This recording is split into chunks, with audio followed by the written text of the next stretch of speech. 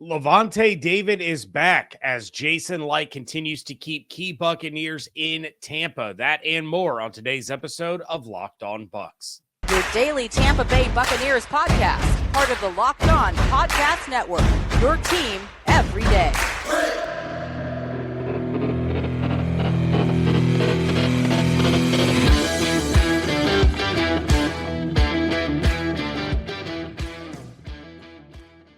What's up, and welcome into this WTSP Wednesday episode of Locked On Bucs, your daily podcast covering the Tampa Bay Buccaneers, part of the Locked On Podcast Network, your team every day. I want to thank you for making Locked On Bucs your first listen review every single day. Don't forget you can subscribe or follow for free on YouTube or wherever you get your podcasts. And, of course, you can follow along on Twitter. I am James Yarcho at JYarcho_Bucs. He is Evan Klosky at EKloskyWTSP. We are your credentialed members of the media covering your Tampa Bay Buccaneers.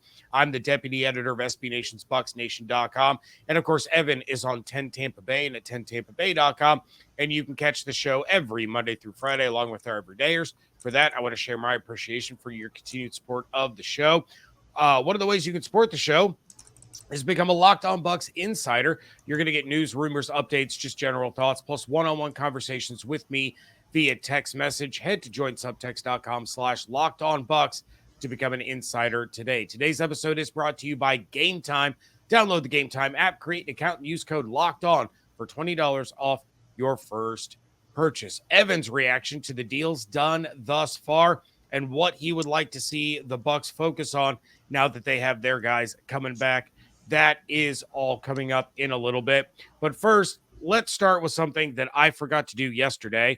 I wanted to wish Joe Parnan a happy birthday. He was in the live show on Sunday night. I saw the comment and I was like, oh, I'll make sure to do that on Tuesday.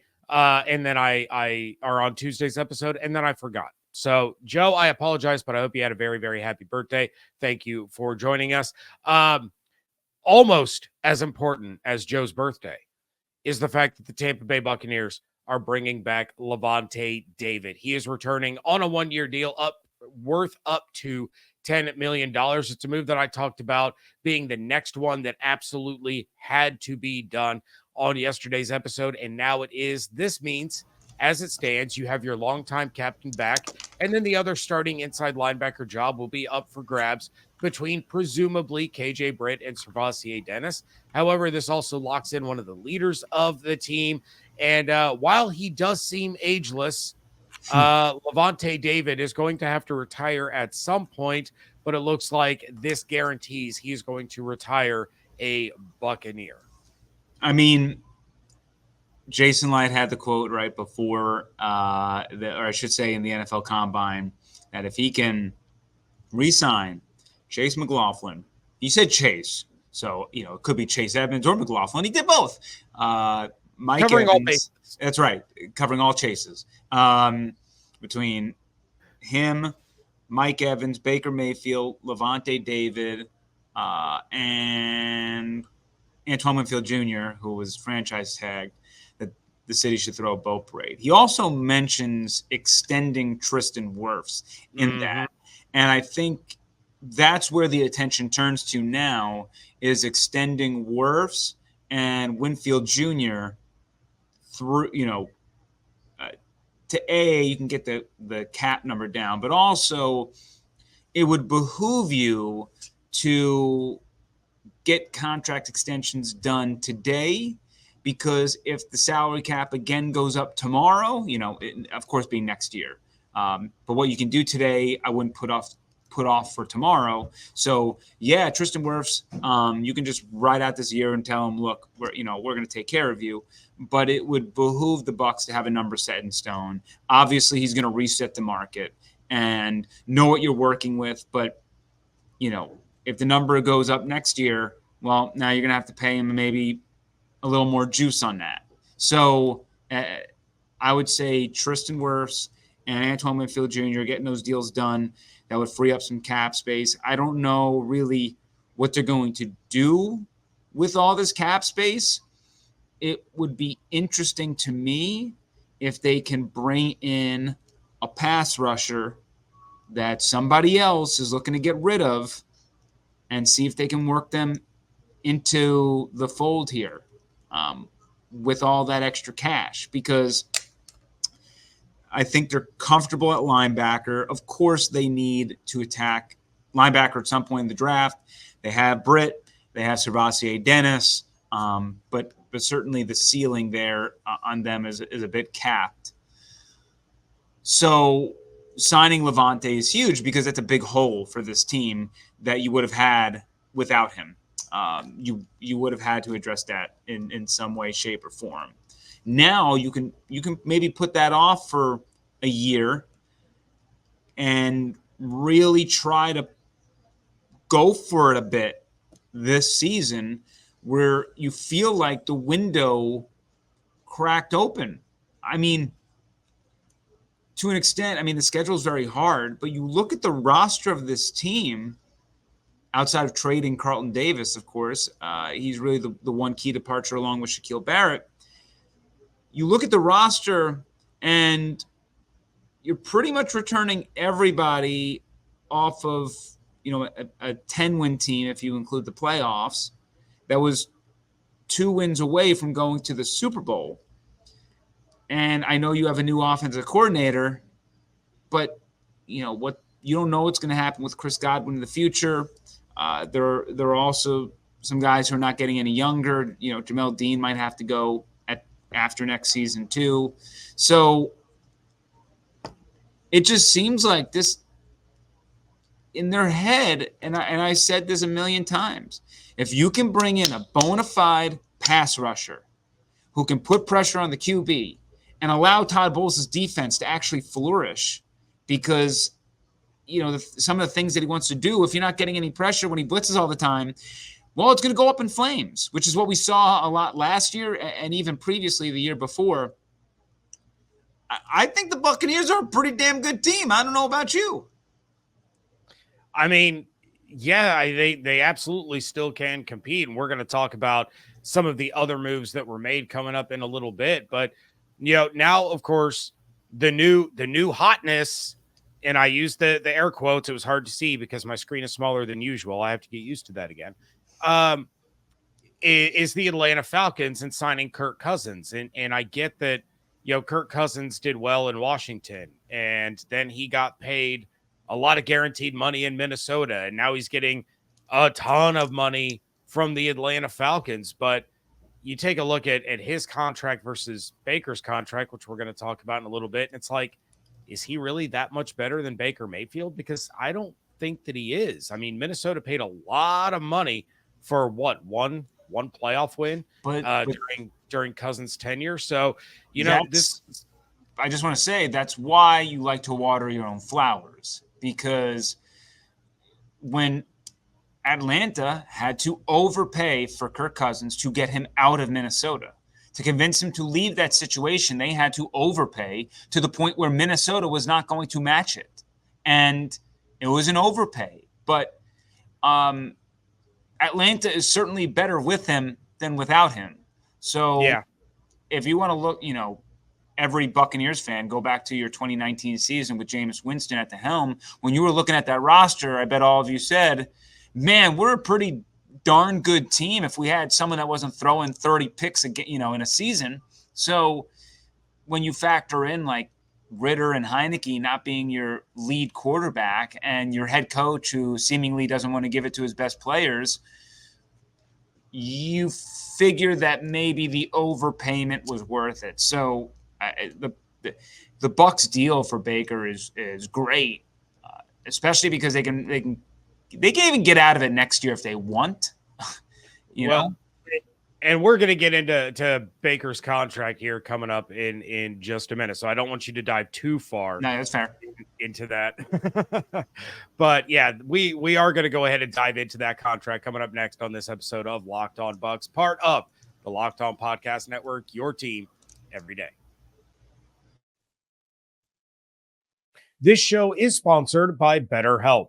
It can be easy to ignore our social battery and spread ourselves thin, especially with social gatherings picking up after the winter. I know for me, between my day job, the podcast, and traveling every weekend due to my son's schedule, I find myself drained faster and faster every day, but still having to push through in all situations, telling myself it's for the greater good, regardless of how I feel in the moment, often ignoring my own needs in service of others. Speaking to someone on the outside without a personal bias in my day-to-day life can be extremely beneficial and help me reshuffle what I view as a priority versus what should actually be a priority.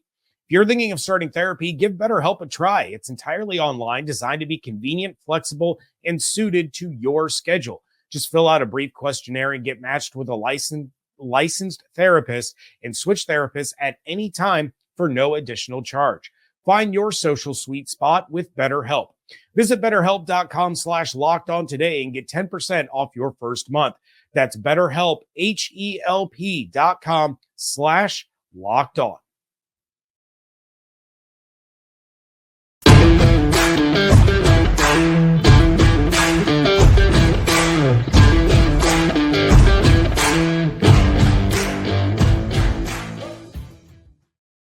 Thank you again for making Locked On Bucs your first listen review every single day. Coming up tomorrow, the new league year will have begun. We will talk about all that has happened as free agent frenzy continues to be crazy. But in the meantime, Locked On has launched the first ever national sports 24/7 streaming channel on YouTube. Locked On Sports Today is here for you 24/7, covering the top sports stories of the day with the local experts of Locked On, plus our national shows covering every league. Go to Locked On Sports Today on YouTube and subscribe to the first ever national sports 24/7 streaming channel. I know our buddy David Harrison has been on Locked On Sports Today quite a bit over the last couple of days because the Commanders are signing everybody.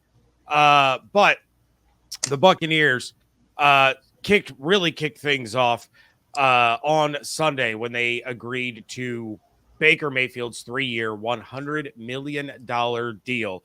And now the details of that up deal. To 115. Up to 115, but 50 guaranteed. So, right. Again, that's why the devil is in the details. But Baker's deal counts $10.75 million against the cap in 2024, $39.625 million against the cap in 25, and then $49.625 million against the cap in 26. There were no void years to spread out the hit, which I said I expected. Jason Light did not do that. But we also know that Greg Allman, among others, have talked about how this is essentially a 2-year, $60 million deal, because there are some opportunities for outs here that you kind of teased. But Evan, what was your reaction to the initial contract? And then, of course, now that we kind of see everything broken down, what are your feelings on the deal? To me, it's great. It's exactly what I thought they should have done, especially midway through the season when I was really saying, Baker's the guy next year. I'm pretty confident in that. You need a bridge guy. And when you build the team around him, let's say you bring in a great edge rusher. Let's say in the draft you attack offensive interior line. You get another cornerback in, another tight end, and another wide receiver, and you're really flushing out this operation. Then I think we can come to the conclusion of, okay, is Baker the issue or not? Is he the guy or not? And this past season, with the whole team with one hand behind its back, really exceeded expectations in a lot of ways. Now expectations will be higher. The goal will be greater, and we can really nitpick Baker a bit more in year 2. But you're not married to him long-term here. If you have to hit the eject button, you can do it without crippling yourselves like the Broncos did and Russell Wilson, or like what the team had to do last year when Tom Brady retired, which, I would say the Broncos situation was a really stupid way to cripple yourself. Tom Brady crippling was, I think, everything we all signed up for, we agreed with. We just knew that payment had to get done. So there's no reason to not like this. Let's see what Baker's got. And if he can fulfill that contract to its fullest, that is going to mean spectacular things for the Buccaneers. And not to mention, with those cap hits in the next couple of seasons, you can still restructure, bring them down, add the void years later. There are ways to kind of manipulate that, as always. So, yeah, I mean, I'm all in on that. I'm excited to hear from Baker Mayfield today, as he will speak at One Buck Place. And we had the Mike Evans announcement last week. Baker Mayfield today. I would assume Lavonte David will come soon enough. He might be over this crap, Hey, I'm back. I'll see you. See you again. His is more of a 1-year deal, but yeah, I mean, I don't know what the complaints would be and then you see the deal that Kirk Cousins got. It's like, that's a pretty good job by Jason Light and company. And it's a great job for Baker, who was 1 foot out the door in this league entering last year. Yeah, and as you mentioned, of course, you have the opportunity to do an extension or to build off of that and lower those cap hits. And of course, we know you look at a $39.5 million cap hit and a $49.5 million cap hit. Well, by the time those roll around, the cap is going to continue to go up. The cap may be $300 million by 2026. But, if he's going to play to the level that he did last year or even improve on that, well, now all of a sudden you're in a situation where, number one, he's probably one of the biggest bargains not on a rookie contract for a quarterback in the NFL. And he can cash in again at a still young age. So this is a great deal, I think, for really everyone involved. Baker, the Bucs, Jason Light, everybody involved. I really do think it's a great deal. And to your point that you're not sure what the complaints would be, people are going to complain because they want to be mad online, and that's just what they do now. It's fun because people always say, like, oh, we know Baker sucks, so on and so. Like, I want to go into the draft and get somebody. You're picking 26. Who are you getting? Huh? Who are you getting at that pick? Like maybe Penix falls to you. And there's no guarantee Penix is good. I love him. Tampa native. Dade City native, I should say. But, Bo Nix, Spencer Rattler, like, you're telling me you want to take a shot, a dart on those guys over Baker, who you've seen and in the system and what he was able to do last season, while knowing he's not getting paid like a top 5 QB. That's the whole point. He's getting paid like QB 15, 16. And I think that's what we said. Like, that's what I said all year. I was like, Baker Mayfield is a mid-tier quarterback. I think some days he can be well above average. Some days he can be well below average. But when you put it all into a pot, the entire season, he's probably around 15 to 18, maybe 13 to 18 if you're a bit more on the optimistic side. And that's okay. We know what we're working with, right? And with this group, you're going to find out here, especially this upcoming year, is Baker Mayfield holding this team back from possibly going to a Super Bowl? That's, I think, the big question that's going to happen these next 2 years with Baker is, can we get to a Super Bowl with this guy? Last year was about, can we survive and not completely tank this season? And if we do, oh, well, we're going to get Caleb Williams, Drake May, Jaden Daniels, whoever.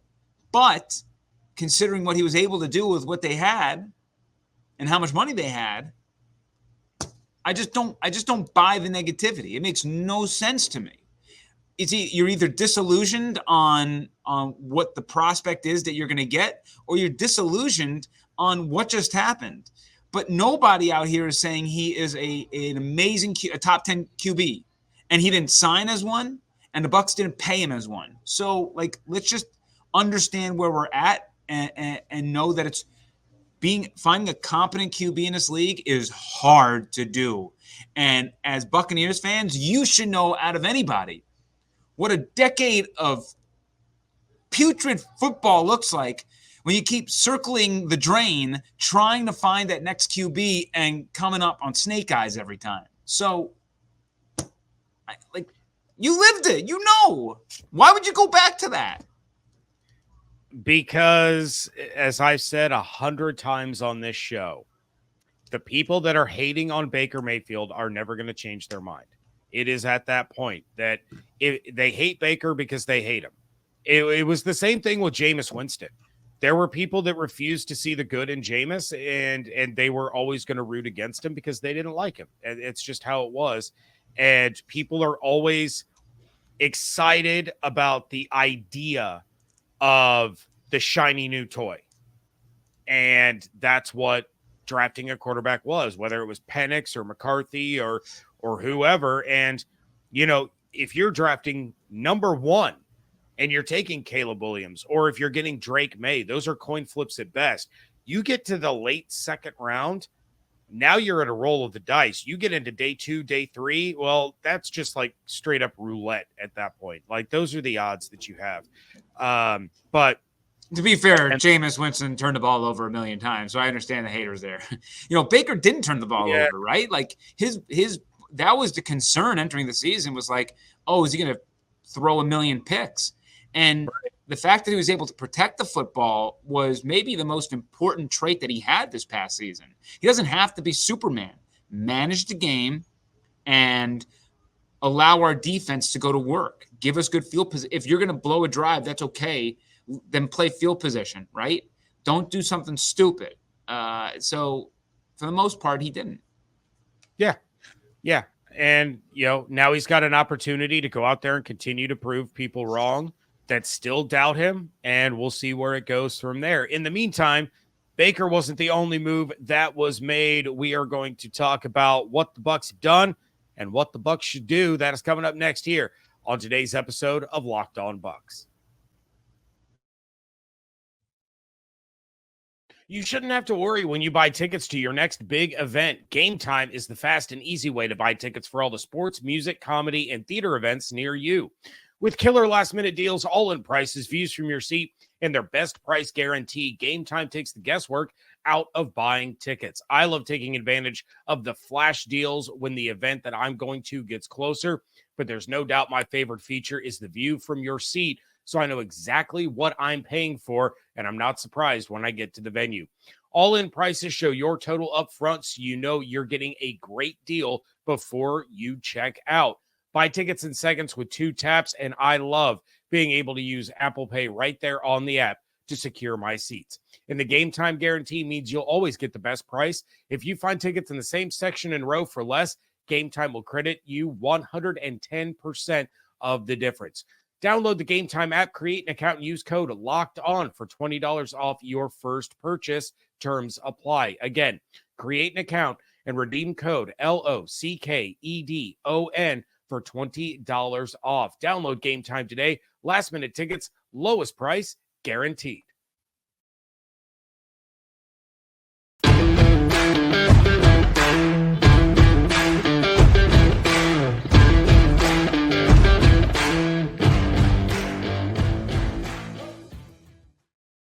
Wrapping things up here on a WTSP Wednesday edition of Locked On Bucs.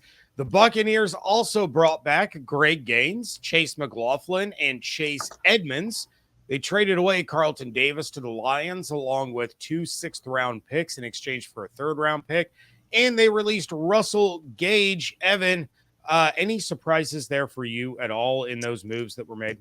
No, and I think I even mentioned in a previous episode that we were expecting Carlton Davis to get dealt. There was some smoke there, and sometimes where there's smoke, there's fire. So we assumed that was going to happen. We assumed Gage was going to get cut. And as far as those, the depth pieces and Gaines and Chase Edmonds, I think I said last week that maybe Edmonds wouldn't be back, but I was also ambivalent. Building out the depth, I imagine a lot of those guys will be back because it doesn't hurt to have cheap, experienced depth. Greg Gaines, great in the run. Also, Edmonds showed flashes when healthy last year. Was a great mentor to Rachaad White. I think he's a good person to have in that RB room with Skip Pete. And then now it's really about attacking. There are three things that I'm looking for. A couple more extensions. Antoine Winfield Jr., Tristan Wirfs, is that coming down the chute? 2, who is your pass rusher? Who is getting after the quarterback?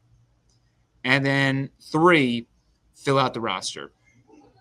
Just think about like a bunch of guys like William Golston, right? Those types.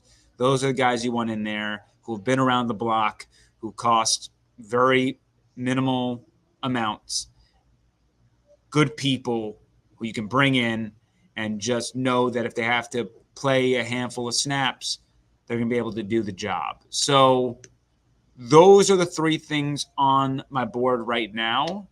And if the Bucs want to create some cap room, I think they can do it to make a swing for someone at defensive end, at outside linebacker, whatever, to bolster up that unit, because without that piece, I do not believe the Bucs can compete at the highest level. So that is the one thing when I look at this roster holding them back. I've said it forever, like literally 2 years now.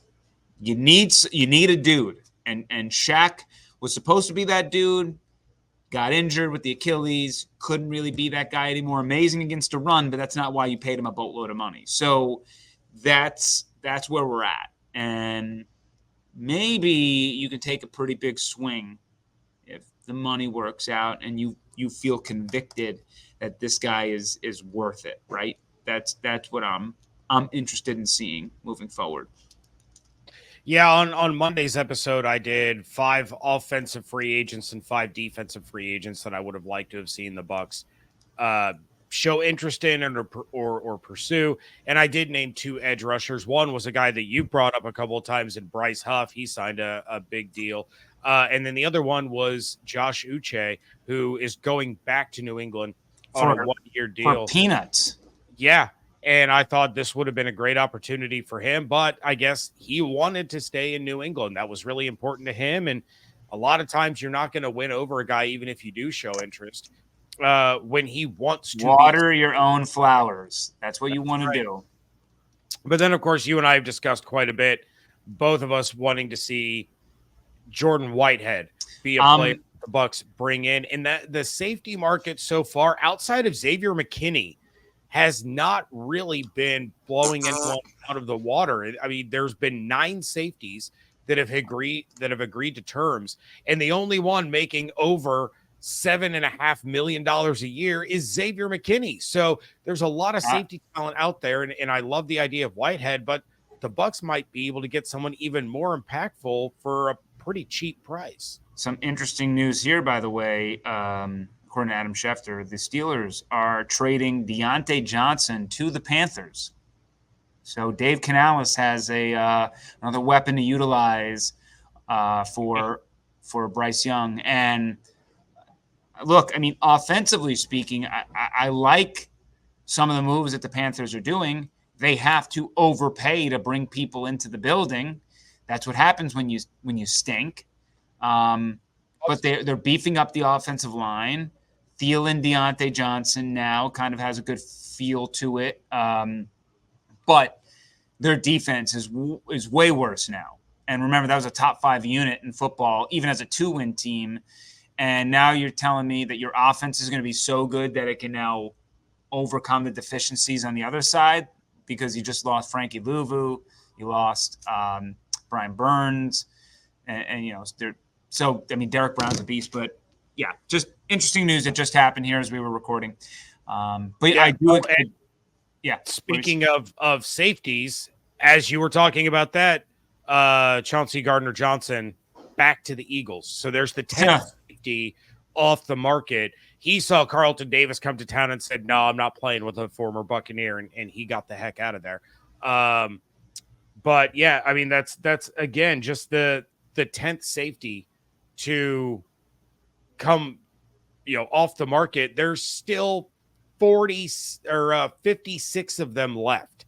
So plenty of safeties out there that the Bucs can bring in. But I kick it back over to you, since we both kind of been sidetracked here. It's looking like CGJ 3 years, up to $33 million. Who knows what the base is? That's you get the up to all the time from agents. Okay. I expect Jordan Whitehead to be brought back. I think that's going to be the addition made, and I don't think it's going to cost a lot to do it, which I think is going to be helpful. Now, does Jordan Whitehead sign a 1-year deal? Is this a little bit of a show me deal type of thing where he can go back into the market? I don't know, but there is one thing made clear, even though that Antoine Winfield Jr. is going to be paid eventually. The safety market and what people view safeties has been devalued for the most part. People are just tossing them aside and moving on. So I think, and not to mention it's a huge position of need for Todd Bowles and company. I remember Todd Bowles said that Jordan Whitehead was also like a son to him when he didn't return the year they brought everybody back. So I am fully expecting Jordan Whitehead to return. What the money looks like, I'm not so sure, but they certainly can make it happen. I think he would be a huge benefit to this team. And again, it's not a great safety draft. So you can, I think there are some solid late day 2, early day 3 guys, but running backs, safeties, linebackers, not very strong in the 2024 class. There's some depth, but not anybody that I'm excited about the draft in the first or even the second round. So I think that's who I'm circling. If they're going to bring a free agent in, and it's a guy they know and a guy that Todd Bowles knows how to utilize. All right. Well, real quick before we get out of here, we're already over on time, but as of this recording, it is 7:17 p.m. on Tuesday night. Devin White still a free agent. Where do you think he's going? I'll say Baltimore or Seattle. Okay. See, I texted the Locked On Bucs insiders asking for their predictions. I said Philly. But I said that yesterday at about noon.